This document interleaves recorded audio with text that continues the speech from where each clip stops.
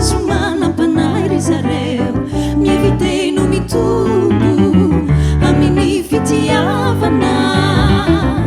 Izao kosa ilaza fa foana ny asany, fa tsy maintsy ateraka vao afaky tombo.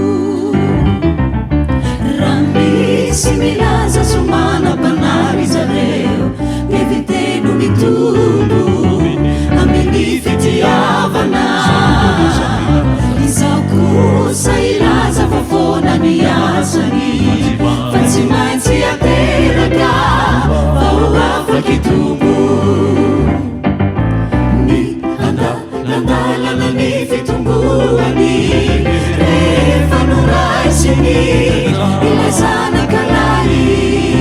Ny andalandalana ny fitomboany, rehefa voatandriny ny sakafom-panahy.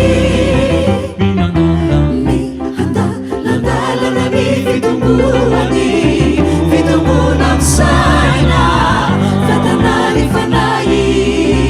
Ny andalandalana ny fitomboany, raha velany anjaka niasan'ilay fanahy. Raha misy milaza somanam-panahy